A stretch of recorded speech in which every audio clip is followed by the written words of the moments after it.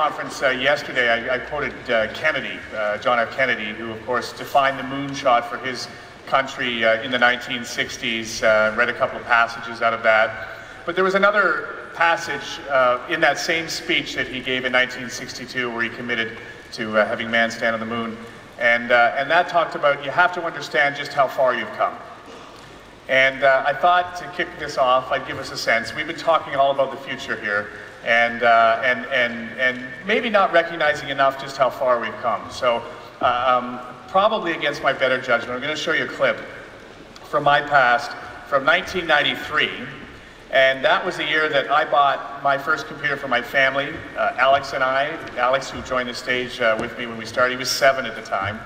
And we were exploring this computer thing together. You have to remember at the time, of course, everything was an AOL portal. You couldn't, very few people could actually surf the internet.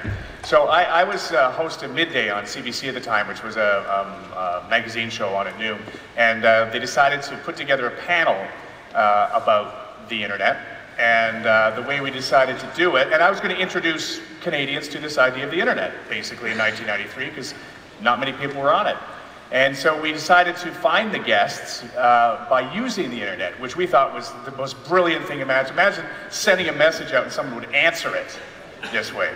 So it won't take long, but take a look. Let's roll back the clock to 1993, when I had the great honor of introducing the viewers of CBC's Midday to the internet.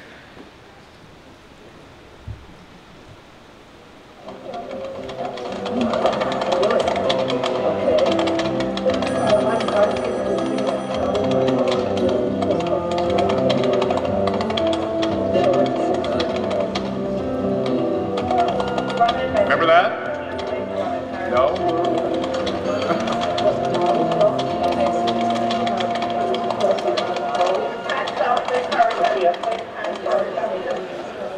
Well, the typist is Midday's resident hacker, Mark Metkowitz.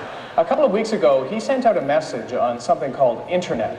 It's the computer age equivalent of the old ham radio system, two-way computer conversation. Well, Mark was looking for people to discuss Internet. So he put out a message on the system, and with us today are 3 of the people who answered our computer call.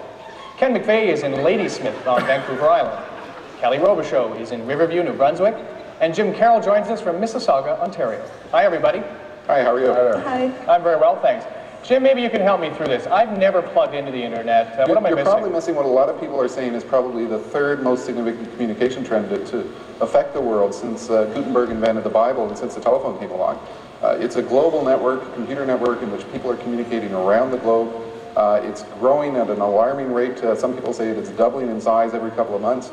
And it's really starting to affect the way the world and people around the world communicate. Doubling in size? I mean, how many people might be plugged into it? They say about, at this point, maybe 15 million, 20 million. It's kind of funny, every time they try and come up with an estimate, a lot of people argue about the estimate. Nobody really knows how big it is, but it's growing very, very quickly. So Kelly, is this like a cult in some ways? You know, something that you log into and you can't quite tear yourself away from?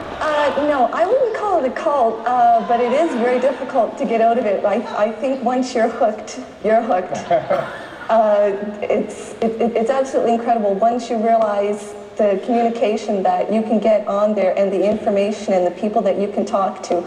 You really don't want to leave. So what kind of information is available? I mean, can you give me a thumbnail sketch, Kelly?